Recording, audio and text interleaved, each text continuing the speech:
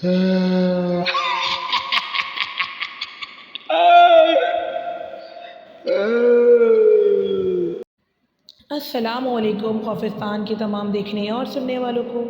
उम्मीद करते हैं कि आप सब लोग खैर खैरियत से होंगे। शमशान घाट वो जगह जहाँ ज़िंदगी का आखिरी सफ़र ख़त्म होता है, जहाँ लाशों की राख हवा में तैरती है और रात के अंधेरे में अजीब व गरीब आवाज़ें गूंजती हैं। राजेश को इस रात देर हो गई थी। गांव वापस जाने के लिए इसे शमशान घाट के पास से गुजरना पड़ा। रात के 12 बज चुके थे। जब वो शमशान के करीब पहुंचा तो उसे दूर से एक चिता जलती नजर आई, लेकिन अजीब बात यह थी कि वहाँ कोई इंसान नहीं था, सिर्फ आग थी और एक साया। वो साया आहिस्ता आहिस्ता से बड़ा होता गया। राजेश के कदम रुक गए। अचानक उस साए ने मुड़कर इसकी तरफ देखा तो इसकी आंखें खाली काली और बेनूर थीं। तुमने मुझे देख लिया, एक भारी आवाज़ गूंजी। राजेश भागा, लेकिन वो साया इसके पीछे आता गया। इसकी सांसों में जलती लकड़ियों की बू थी।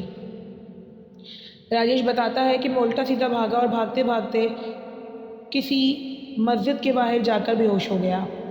जब वहाँ के लोगों ने मुझे उठाया तो मेरी आंख अस्पताल के बाहर खुली। लोगों ने जब मुझे बताया कि तुम वहाँ ऐसे ऐसे मिले हो, कुछ दिन तक तो मुझे कुछ याद नहीं आया, लेकिन जब याद आया तो समझ लो जैसे कि मेरी ज़िंदगी बदल गई हो। मैंने बहुत कोशिश की कि मैं नॉर्मल हो सकूं, लेकिन आज भी जब मुझे ये वाक़या याद आता है तो मैं कभी किसी भी शमशान घाट अब नहीं जाता। एक और कहानी हम आपको सुनाते हैं जो शमशान घाट से ही जुड़ी हुई है। मनीषा एक नर्स थी। एक रात अस्पताल से वापसी पर एक रिक्शा शमशान के पास ख़राब हो गया। ड्राइवर ने कहा कि मैडम मुझे रिक्शा ठीक करने में 10 मिनट लगेंगे। मनीषा इंतज़ार करने लगी, तभी इसे पाजेब की आवाज़ सुनाई दी, छन छन छन। कोई औरत शमशान की तरफ जा रही थी, सफ़ेद साड़ी में, लेकिन इसके पाँव ज़मीन से 6 इंच ऊपर थे। मनीषा की चीख निकल गई। वो औरत मुड़ी तो इसका चेहरा जल चुका था, आधा गोश्त आधी हड्डियाँ। मेरी चूड़ियाँ, मेरी पाजेब सब जल गए। वो रोने लगी चीख चीख कर। ड्राइवर ने जल्दी से रिक्शा स्टार्ट किया और वो वहाँ से भाग निकले। मनीषा बताती है कि हम दोनों को ही समझ में नहीं आया, वो बेचारा रिक्शा वाला भी और मैं भी, हम दोनों को नहीं समझ में आया कि हम किस मंजिल की तरफ जा रहे थे। जब रिक्शा रुका तो हम लोगों ने वहाँ पर खूब उतरकर पेट्रोल पंप के पास पानी वगैरह पिया और 2 लोगों को और अपने साथ चलने को कहा, क्योंकि हम बहुत ज़्यादा खौफज़दा हो गए थे। और रिक्शा ड्राइवर ने कहा कि बाजी तुम किसी को भी बुला लो अपने घर से, मैं नहीं जा पाऊँगा। मनीषा बताती है कि मैंने अपने घर वालों को फ़ोन करके वहाँ बुलाया। सब ने कहा कि तुम लोग खौफज़दा हो गए हो, क्योंकि शमशान घाट पर रात के टाइम पर ऐसे वाक़यात देखने को मिलते रहते हैं। एक और कहानी आप लोगों के नज़र करेंगे। रात के करीब 12 बज रहे थे। गांव के किनारे पर वाक़ई पुराना शमशान घाट सन्नाटे में डूबा हुआ था। दरख्तों के साए लंबे होकर ज़मीन पर ऐसे फैल रहे थे जैसे किसी ने स्याही उंडेल दी हो। हवा रुकी हुई थी और सिर्फ कभी कभार उल्लू की आवाज़ें सुनाई देती थी। राघु जो शहर से नया नया गाँव में आया था, दोस्तों के कहने पर जिद करने लगा कि मैं भी शमशान घाट जाऊंगा, तुम लोगों ने क्या लोगों को डरा रखा है। सबने बताया कि रात को माता का साया वहाँ घूमता है, लेकिन राघु हंस दिया। वो एक टॉर्च मोबाइल लेकर अकेला निकल गया। जैसे ही वो शमशान घाट के पास पहुंचा, ज़मीन से हल्की सी बदबू उठी, जैसे कोई जला हुआ गोश्त हो। दरख्तों के पीछे काली परछाइयाँ नजर आती रहीं। इसके साथ 2 और लोग थे जो पीछे देख रहे थे। उन्होंने जब ये मंजर देखा तो वो गायब हो गए। राघु ने कांपती आवाज़ में कहा कि कौन हो। जवाब आया कि तुम देर से आए हो। टॉर्च बुझ गई। राघु ने पीछे की तरफ कदम बढ़ाए भागने के लिए, लेकिन मोबाइल के सिग्नल्स चले गए।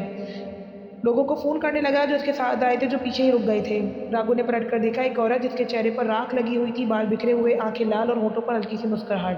वो बोली, यहाँ सब जल जाते हैं मगर तुम्हें अभी जलना बाकी है। चंद लम्हों बाद गांव वालों ने दूर से शमशान घाट में आग भड़कती देखी। सुबह जब वो वहाँ पहुँचे तो सिर्फ राघु का मोबाइल मिला और इसकी आखिरी रिकॉर्डिंग में वही एक अजीब सी आवाज़ थी कि तुम देर से आए हो। दोस्तों, शमशान घाट एक ऐसी हकीकत है जहाँ पर मौत ही मिलती है और कुछ ऐसी बदरूहें जिनको अभी तक सुकून नहीं मिलता, भटकती रहती हैं।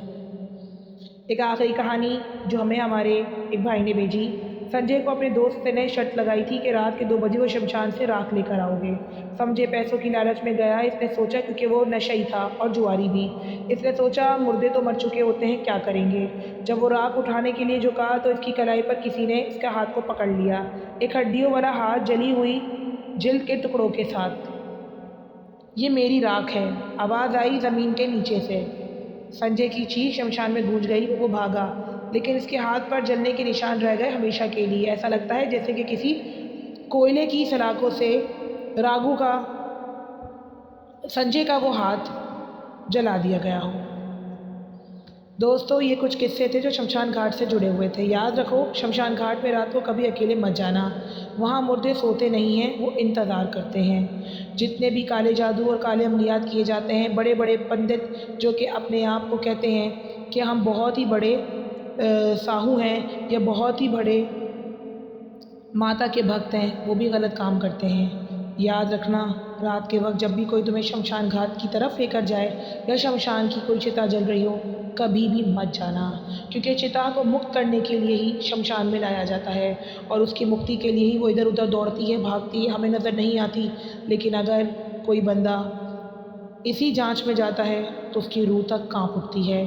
दोस्तों ये एक ऐसी सच्ची दास्तानें थी जो हमने आपको बताई, आपके ख़्याल से बताई, ताकि आपको कभी कोई शमशान की तरफ लेकर जाए तो रुक जाना, किसी की बातों में कभी भी मत आना। जब चिता जलती है तो लोग वहाँ खड़े नहीं रहते, क्योंकि अंतिम प्रति ही यही होती है कि जब चिता जलती है तो लोग दूर दूर चले जाते हैं और कुछ लोग तो वहाँ से हट ही जाते हैं।